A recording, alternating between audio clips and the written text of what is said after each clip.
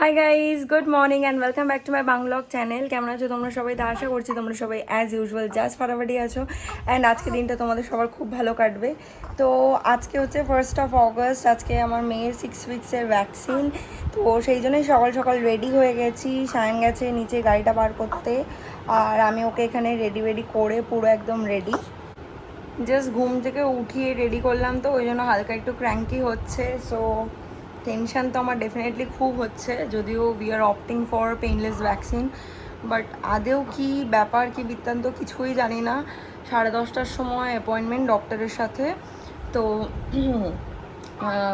আমি তো fully ready, মেয়েও রেডি অ্যান্ড সায়ন নিতে গেছে, আর মাকেও নিয়ে যাচ্ছি বিকজ মা গেলে একটুখানি মানে আমি প্রচণ্ড নার্ভাস, সেই কারণে আর কি সুবিধা হয়। আর এদিকে আমি যে ডক্টরটাকে দেখাচ্ছি, যেই পিডিয়াট্রিশিয়ানকে দেখাচ্ছি, সে অ্যাকচুয়ালি আমারও পিডিয়াট্রিশিয়ান ছিল। লাইক আমার জন্মের 20 দিন বয়স থেকে উনি আমাকে দেখেছে up to till 12 years of age. তো ওই জন্যই আমি মেয়েকে ওখানেই নিয়ে গেছি, কারণ আমি তো যথেষ্ট ভালো আছি সব দিক দিয়ে। তো আর বাড়ির খুব কাছে অ্যাকচুয়ালি, উনি কোঠারির ডক্টর, ওনার নিজের বাড়ির নিচে উনি চেম্বারে বসেন আর কি। তো সেই জন্য ওনাকেই দেখাবো আর কি, ওনার কাছেই আর কি ভ্যাকসিন সব হবে। একটা ওরাল রয়েছে আর দুটো বোধহয় থাইতে দেবে। তো যাই হোক, চলো without further delay let's start today's video. আর একজন তো এখানে বাবাতে বাবা এবার কেঁদে দেয়। এবার প্রবলেমটা হচ্ছে ওর খিদে পেয়েছে, ঘুম থেকে উঠে এখন খালি হাত খাচ্ছে, বাট খাওয়াতে পারবো না। 9:30টায় লাস্ট খাওয়াতে বলেছিল, 10:30টা যেহেতু ভ্যাকসিন। বেরিয়ে গেছি অ্যান্ড আমাদের বাড়ি থেকে বেশি দূরে না। এই যে সায়ন নার্ভাস, মেয়ের ফার্স্ট ভ্যাকসিন, কি করবে সেটা নিয়ে, হ্যাঁ কতটা কষ্ট পাবে এটাই হচ্ছে টেনশন। ঘুমাবে কি ঘুমাবে না, ব্যথা হবে, জ্বর আসবে কি না, এইসব নিয়েই ভাবছি। জানি না, এবার বলেছে তো এগুলো হবে না যেহেতু পেইনলেস, তো দেখা যাক। চলে এসছি ডক্টরের চেম্বারে, সায়ন গাড়িটা পার্ক করছে আর আমরা ওপরে উঠছি। মা বলেছে একজন গেছে আর নেক্সট জার্নি আমাদের, আমরা ওয়েট করছি। আর এই যে দেখো না, টেনশনে ইঞ্জেকশন পড়বে বলে মাথায় হাত দিয়ে রয়েছে। বাড়িতে অনেকক্ষণ আগেই চলে এসেছি, প্রচণ্ড কান্নাকাটি করেছে, মানে সেই ঊর্ধ্বশ্বাসে কান্না যাকে বলে। তো সেই সময় আর ব্লগ করার কথা মনেও হয়নি, মাথায়ও আসেনি। তো যাই হোক, বাড়ি এলাম, এসে ব্রেকফাস্ট করলাম। ও ঘুমিয়ে গেছিলো তারপরে গাড়িতে উঠে। তো তারপর ওকে এসে শুয়ে দিলাম, তারপর ব্রেকফাস্ট করতে একবার জেগে গেল, ওকে আবার ফিট করলাম। তারপর করে টোরে একেবারে আমি সব কাজবাজ সেরে স্নান করে নিয়েছি, স্নান করে পুজোটা দিয়ে দিয়েছি। তো এখনও ঘুমাচ্ছে, মাঝে আরেকবার ওকে ফিট করেছি। তো যাই হোক, এই হচ্ছে ব্যাপার। আজকে তো স্যাটারডে, ইচ্ছা করি আজকে নিয়েছি যাতে কারণ আমি জানি স্যাটারডে সানডে বাড়ি থাকে, আর সানডে ডাক্তারটা বসে না।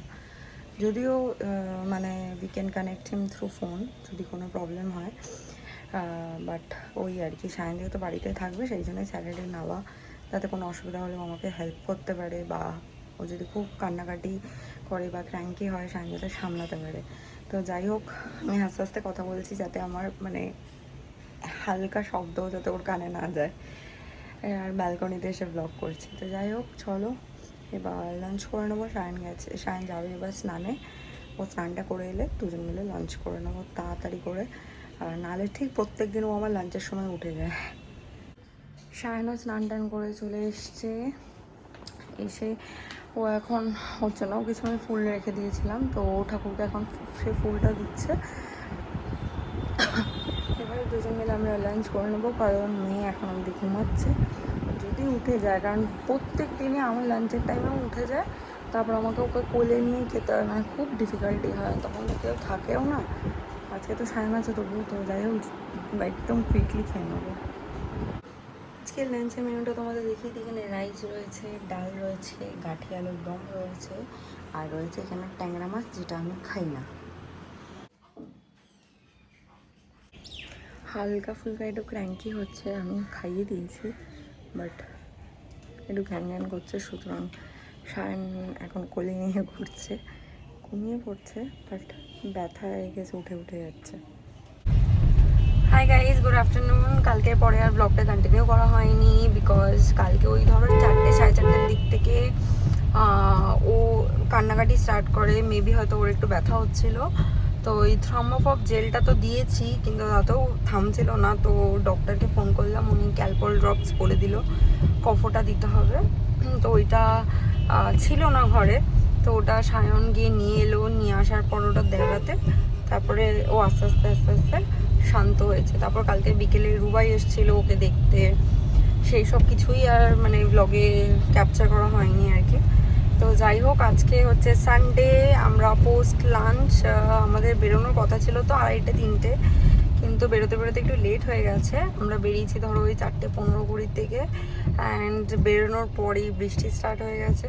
তো যাই হোক, এই যে আমি রয়েছি, কোলে একজন ঘুমাচ্ছে, আর এই যে সায়ন। আমরা যাচ্ছি কোথায়? আমরা যাচ্ছি হচ্ছে চাঁদনি চক ওয়েস্ট সাইডটা। ওটা নতুন, মানে নতুন বলতে খুলেছে তো অনেক দিনই হয়েছে, বাট আমরা এখনো অবধি যাইনি।